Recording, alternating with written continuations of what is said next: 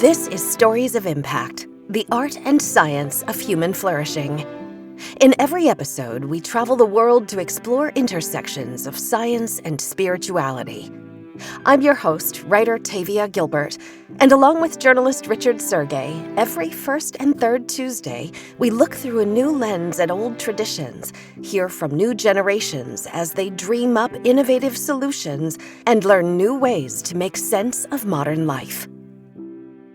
Last week, we introduced you to Dr. Barry Billingsley in a conversation about her work studying big questions in religious and science education and her efforts to support multidisciplinary classrooms. This week, we're back with the second part of that episode, exploring another Big Questions in the Classroom initiative, in conversation with 7 educators who are advancing Dr. Billingsley's work through a collaborative research project on religion and worldviews. Together, these research leaders are not only introducing innovative ideas into traditional curriculum, but they're educating the educators in how to teach them. Why does the classroom need a refresh? We'll start with Dr. Michael Reiss, project lead and professor and chair of science education at University College London. We are definitely at a time where the model of a good teacher and a good student is changing and needs to change. We still have a model of education around the world now that derives from the mid-19th century in Western Europe, where there is an expert teacher at the front who pretty much talks, demonstrates, students pay attention, write down, learn. That is remarkably true still for the large majority of classrooms. And of course, for those of us who are adults, that's bizarre, because that's no longer how any of us learn. I mean, we don't. We just, whether it's, reading a good book or looking some of the internet or discussing something with a colleague, that's how you learn. Not only does Dr. Reiss critique education at large, he agrees with Dr. Billingsley's opinion that science education is not doing as well as it needs to in order to prepare students of today for modern life. One of the things that has really changed in my time as a science educator is people's attitude to whether science fundamentally is about truth. So when I started, this was just an unquestioned assumption that if you wanted to know about the natural world, science was the way to do it. And it became obvious to me that for some people, there was a sort of ideological clash, therefore, between scientific truth and other ways they had of understanding the world. We're very good in school science at answering how questions, so a lot of stuff to do with mechanisms, but we're not always quite as good at helping young people to think about more deep questions, and those are often why questions. And one of the problems we have is that we don't always give the bigger picture. So what's his answer? Along with colleagues we'll hear from today, Dr. Reiss aimed to develop a framework, resources, and training for educators to support their adoption of a religion and worldviews approach to teaching religious education. What is a religion and worldviews approach? It's an effort to move classrooms away from a world religions approach, in which the 6 major religious faiths are narrowly considered, in favor of a religions and worldview approach, which brings into classroom consideration each student's personal values, identity, and culture. That approach is a fresh perspective, centering students' lived experiences, personal engagement, and understanding. Dr. Reiss wanted to devise a framework to help teachers in any school, in any region of the country, to move toward that religion and worldviews approach. So the good thing about the Big Questions in Classrooms initiative is that it was meant to help teachers and students think, why are we doing this? What's it really all about? Rather than just focusing on the minutiae. Dr. Trevor Cooling, Professor Emeritus at Canterbury Christ Church University and former chair of the Religious Education Council of England and Wales, joined Dr. Reiss in the project. Dr. Cooling spent much of his 50-year career teaching young students both science and religious education. And in his experience, he says, To me, science raises all sorts of questions about the place of the scientific endeavour in the modern world. And those questions often aren't looked at all in the curriculum because it focuses on the sort of understanding of the scientific concept rather than the big questions raised by the interpretation and application of that concept. So it does raise huge questions, and I think science teachers being open to those sort of conversations, that's really important because if people go on to be scientists, they have to make decisions that have implications for the wider world. The old approach was largely about conveying information about religious and non-religious traditions. So it was about getting information into children's long-term memory, if you like. The new approach is much more about using information in order to help young people grapple with questions of identity and worldview. And the big thing that we're looking at in our particular project is the question, how does worldview work in human life? Because every human has beliefs and passions and desires which sort of shape the way they encounter other people. Dr. Cooling's concern about what was lacking in UK religious and science education sparked his interest in Dr. Reiss's initiative and in furthering the inclusion of a worldviews approach in the classroom. It was the interest which the religious curriculum stimulated in the youngsters in a way that I found wasn't there in the science curriculum. And I really was grabbed by that opportunity to develop children's inquiry and their sort of thinking skills around religion and diversity and all these big issues that we have in the world today. And we have to understand, for example, the importance of the context in which we grow up and how that influences the way we think. We have to understand that over time, our worldview will develop and change, and that's part of the human experience. Sarah Lane Cawte is the current chair of the Religious Education Council of England and Wales, and she's the education officer for the Free Churches Group of England and Wales, a chaplaincy organization. Worldviews matter, she says, because the questions are at the centre.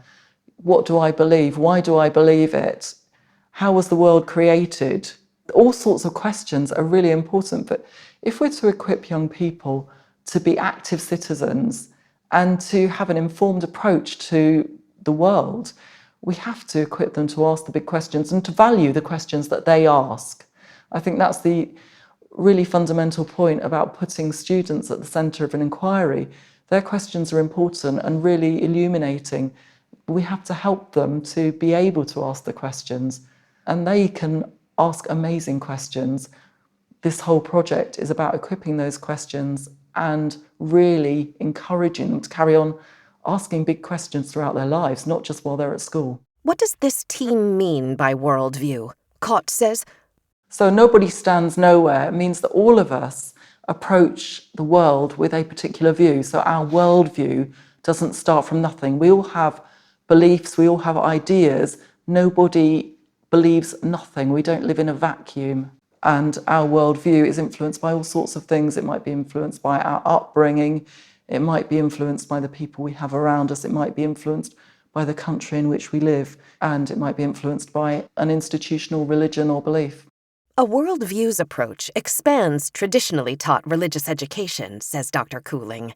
We use the definition that worldview has two major forms. One is what we call organised worldviews, which are the sort of traditions. So there are Christian versions of worldviews, there are Islamic versions, there are Hindu versions. So that's one dimension of it. And the other dimension is that everybody has what we're calling a personal worldview, which is their own, if you like, deep-seated commitments and desires and all those things that I outlined before that drive them and motivate them.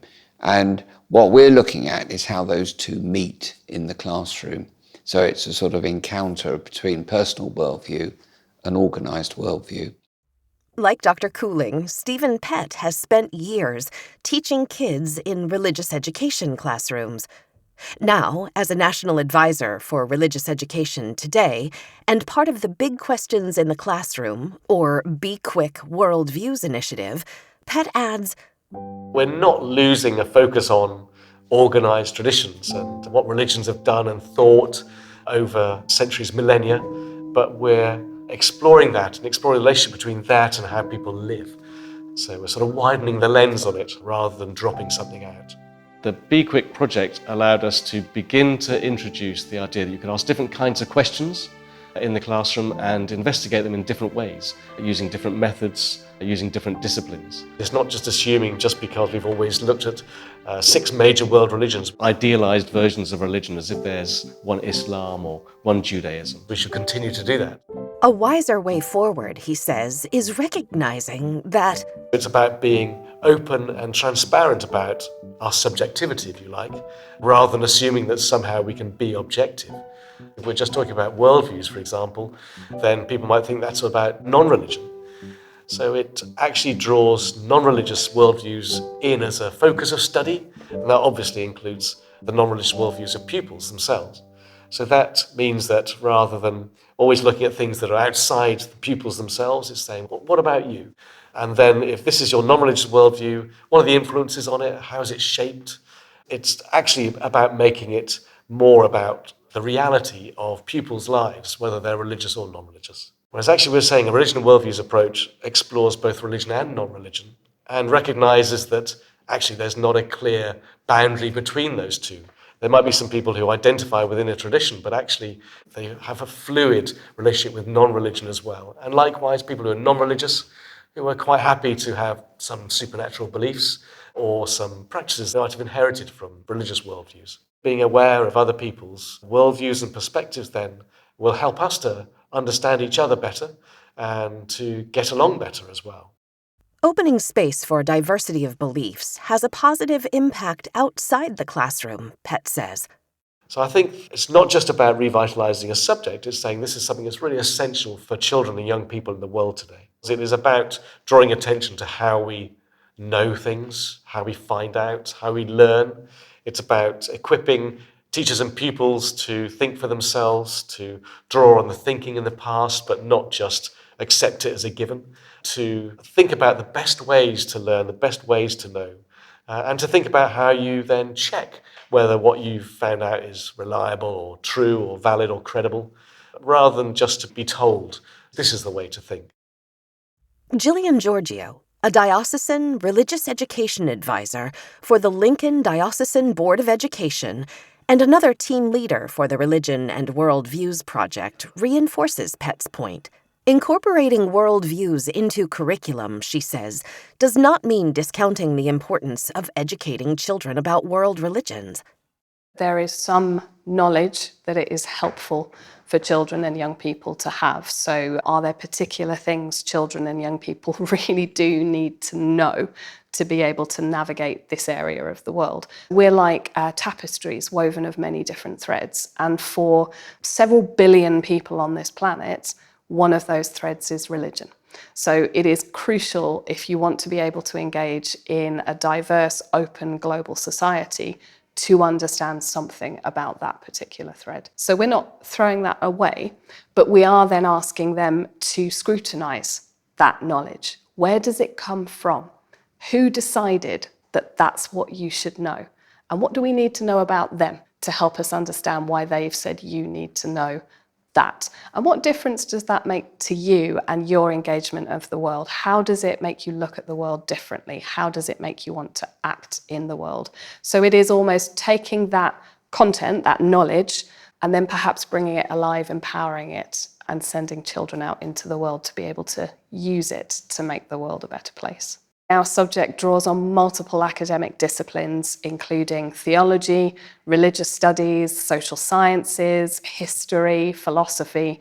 We are trying to help children engage with human ways of believing and living and thinking. How does Georgiou define worldview? We would understand a worldview to be both something that a person might have and something that they might occupy, that they might experience the world through. It's an integral part of what it means to be human, but beyond that, what it means to be part of an interconnected global entity that is teeming with life. Worldview starts with people. So that might either be people as objects of study in the classroom with a real tight focus on the lived reality, the global reality, but it can also be people as interpreters of the world around them, the beliefs, the convictions, the values that shape your way of understanding the world, but also the way in which you actually live your embodied life in the world, and also the way that you think or reason about the world. Educators like Georgiou say that the more students feel that their worldview, whether religious or non-religious, has a place in the religious education classroom, the more open they'll be to dialogue about any subject, with other students, with their teachers, and ultimately as responsible adult citizens. So does embracing worldviews in the classroom help equip students with the skills they need not just for school, but for modern life? Katie Gooch, another educator in the initiative and a primary Religion Worldviews curriculum writer and teacher, says it does. One of the things that we need to teach as part of a religious education curriculum or religion and worldviews curriculum is that idea that we can have informed and respectful conversations. So people start to learn the right ways or the respectful ways to ask those kind of questions. And sometimes questions are going to come up that are uncomfortable, and pupils can deal with those in quite grown-up ways if we give them the language, the opportunities and the skills to do that. Gooch underscores that worldviews curriculum should be intellectually demanding of the students, as world religion curriculum is. Religious education really needs to have a scholarly basis to it if we want our pupils to be able to access a curriculum that challenges them and is academically rigorous. Pupils are coming into the classroom with their own perspective on something, and actually the content of our curriculum can change that perspective. Now, we can't make assumptions about how it's going to change that perspective because everybody is different and pupils are going to progress at different rates. But sometimes they are going to come out of that classroom with a different point of view or understanding something in much more depth, which they can take out into the world with them. Georgiou says that part of the value of religion and worldviews is the challenge that it offers students. It allows them to deal with complexity and understand that that is not a bad thing. It enables them to understand that within a particular worldview community, humanist, Muslim, Sikh, different people do it differently. It helps them understand that context plays a huge role in how people believe and live and think. And those things were largely missing from our previous way of teaching this subject. So how was the Be Quick Religion and Worldviews initiative created? What did the participants intend it to do? Lane Cawte says, giving students agency is a central pedagogical requirement in this approach. It's about valuing students because they are human beings. It's very much putting students and teachers on an equal footing. We can all learn from each other. Developing it depended on the team talking to lots of different people from academia, from faith and belief traditions, from teaching positions, from university departments for education, and bringing people together to have these conversations to say, what does this mean for the classroom? How can we bring all this expertise together to enrich the experience that young people have? The curriculum frameworks, they're designed to inspire teachers to say, what do our students need? How can we do something like this with our students? What are the real things that are exciting for them, that are relevant to their own experience and the places in which they live? Stephen Pett says the process of developing such frameworks is valuable in itself, and actually using the frameworks means the benefits increase exponentially. To push change along, we need to talk to people, we need to listen to questions and queries that they've got, but we need to go beyond just the theory and think about what does it look like in practice. And so to do that, we need to provide ideas and resources and activities, strategies they can use in the classroom, and to see those, whether they work with pupils. If they work with pupils, then teachers are persuaded by it. And so I think there's both something about moving things along in terms of the national conversation, but also working at grassroots with teachers in classrooms, with children and young people, and thinking about what impact it has on how they understand the world. Dr. Cooling, too, believes that worldviews inclusion in religious education curriculum can help students become capable national citizens who can tolerate, even welcome, differing opinions.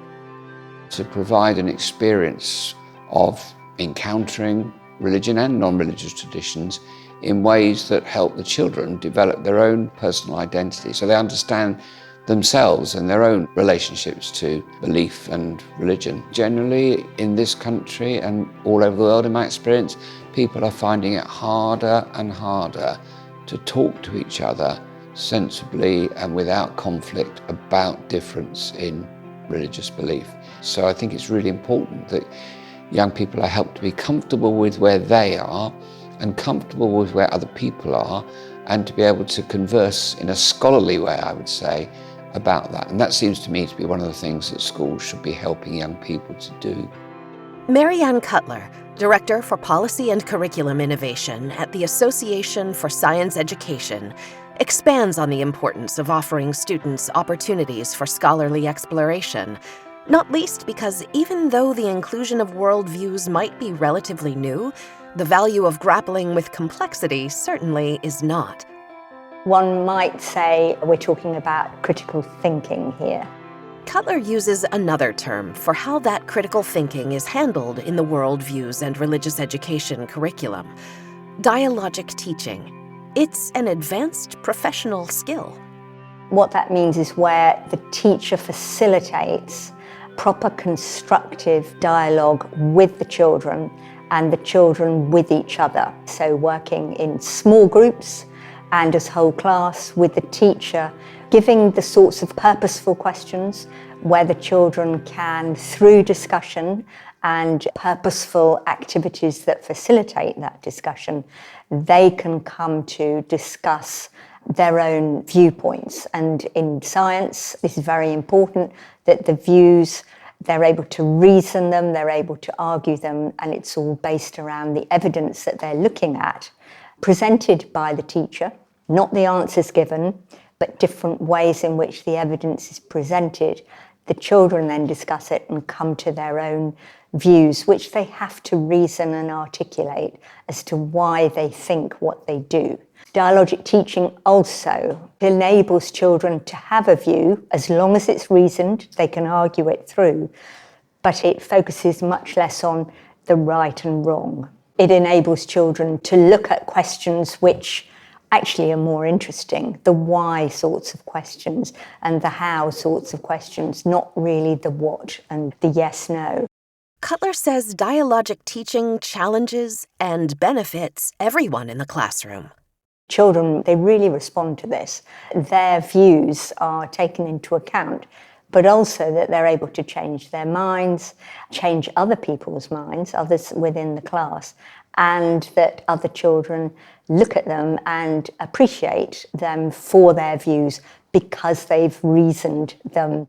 It gives space for children to stand back and come to their own conclusions because they've had time, facilitated importantly by the teacher, to look at how they're developing their evidence base, their knowledge and conceptual understanding, their inquiry skills, how they're building it, because they're given time to do. That's one of the features of dialogic teaching, that the teacher has to stand back.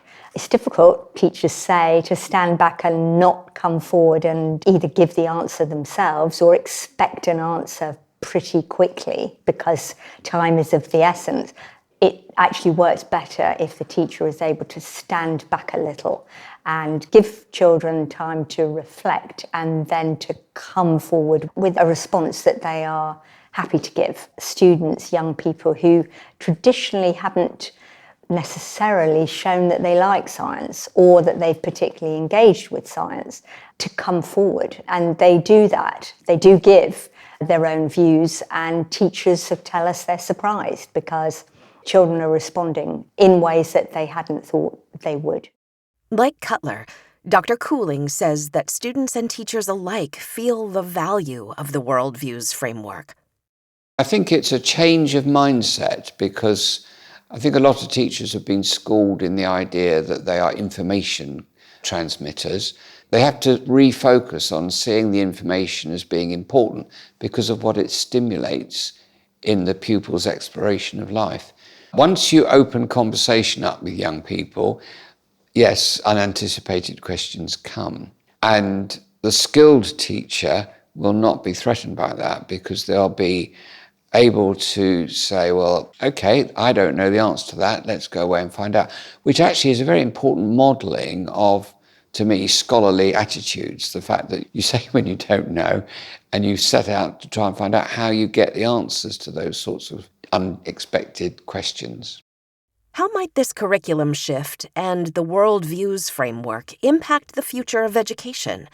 Dr. Reiss says that the Be Quick project gives him hope. Countries around the world vary a lot, but in the West, one of the disappointing things in the last few decades is that young people have less and less agency. They have less and less choice, sometimes quite literally in terms of which subjects they do, but also within each classroom having much ability to decide how they learn about a topic. And one of the things about the Be Quick, the Big Questions in Classrooms initiative, is that it just tried slightly to shift the dial a bit, to give young people a little bit more opportunity to behave as people, to have some choice and agency. So I'm always optimistic, which is a character flaw, some people would say, of mine. But I think in education, genuinely, there are really good reasons for optimism, actually. It's allowed both teachers and students to feel a bit more comfortable about acknowledging they don't know. And the real optimists would say it can then lead to more of a sort of a community in a classroom where the teacher is genuinely working with the students. Gillian Georgiou might share Reiss's optimism, but she also recognizes that expanding curriculum and teaching methods requires time, investment, and the willingness of educators to ask questions about everything, starting with themselves. It's disrupting for the teachers, because the very first thing they have to do when they use our framework to help them plan units of study is to reflect on their own worldview, to reflect on their own position and how their position might influence how they present content in the classroom. And that is then influencing the choices they make when they plan their lessons. We are encouraging children to not just take things on face value. We are asking them to consider context, complexity, differing positions on the same thing. We are asking them to scrutinise themselves and to critically analyse their own responses to some of these questions. We're also asking the teachers to do the same. It could not happen without being open to big questions. They can see the huge value of this. They think it's made them better as reflexive practitioners. They are more aware of their own biases and how that is impacting on the choices they make in the classroom, and they are adjusting for those more effectively. It's not just the teachers who are changing. Georgiou says they are really perhaps slightly surprised at the impact that it's had on the children and young people. So the young people are really excited, really engaged, really challenged by it, and that is helping them flourish as engaged young people in an open society. So that's had a real impact. Pupils were more engaged in the content that they were learning about. Many of them understood that it had relevance to their own lives. And previously, we know the majority of people in this country identify as non-religious. So for many young children, they don't see the point of RE. Why would I have to learn about religion? It's not relevant to me. Moving it towards this approach is helping them understand that they themselves are not neutral. So by engaging with this content, they are able to have a more critically reflexive understanding of themselves as well. And they really valued thinking about the why that sits behind their own way of engaging in the world. But one of the big impacts that happened very quickly was that we had children and young people coming to the teachers and saying, "Oh, I see me. I've never seen me before in the classroom." And that's making them feel valued. And as a result, they are more interested, they are more curious, they are asking more questions. And through asking those questions, they are engaging with worldviews that perhaps are unfamiliar with them. So we are seeing that impact very early on. Sarah Lane Cawte says she's also seen the long-term benefits of a Religions and Worldviews framework. If students feel that their views are valuable and that they have something to bring to the classroom, that's really empowering, and it actually values them as people I think that's a fundamental stepping stone in building engaged young people who will be able to carry on and use that in whatever they go on to do. So I think anyone who is really well educated, it doesn't matter about their intellectual abilities, but if they've had a good education, they've had a high quality education in religion and worldviews, they will flourish. Marianne Cutler points to another, perhaps surprising positive impact. It's not just the more able children, they get a lot from our programme, but also those who traditionally are less interested in science or less able. We have teachers telling us that their children who have particular, we say, special educational needs, they make more progress in a sort of intervention such as this than they do with the more traditional ways of teaching science in primary schools. Not least because this refreshed educational approach has a positive impact on so many diverse students. Cutler emphasizes how important it is to the future, not just of education, but of humanity. It's increasingly important, or let's say increasingly needs to be seen as important by governments, because we, of course, have huge challenges, global challenges that climate change, the climate crisis, sustainability, water quality, homelessness being, etc., which we know now cannot be addressed by looking through one lens. So we owe it to children to, from an early age, to show them the richness and complexities, but also the satisfaction of looking at their learning through different lenses and helping them to join their learning together and their understanding through their experience of programs such as this. We enable them to see that actually they can get different perspectives, and they tell us, the children, they look at things in a different way because they've looked at it from a different angle, because they use different tools and skills, which of course bring in your own worldview, your own personal perspectives, and that's enabling children to do that comfortably, and accepting all of that also enables children to move forward. Gillian Georgiou offers the most powerful reason to further the Be Quick mission.